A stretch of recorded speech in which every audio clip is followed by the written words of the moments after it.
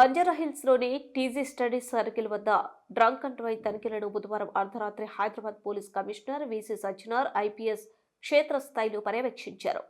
తనిఖీలు జరుగుతున్న విధానాన్ని, సిబ్బంది పనితీరును పరిశీలించి వారికి పలు సూచనలు చేశారు. డ్రంక్ అండ్ డ్రైవ్లో పట్టుబడిన వారితో మాట్లాడి మద్యం తాగి వాహనాలు నడపడం వల్ల కలిగే అనర్థాలను వారికి వివరించారు. నూతన సంవత్సరం వేడుకల నేపథ్యంలో నగరంలో ఎలాంటి అవాంఛనీయ సంఘటనలు చోటు చేసుకోకుండా పటిష్ట చర్యలు చేపట్టినట్లు సిపి తెలిపారు.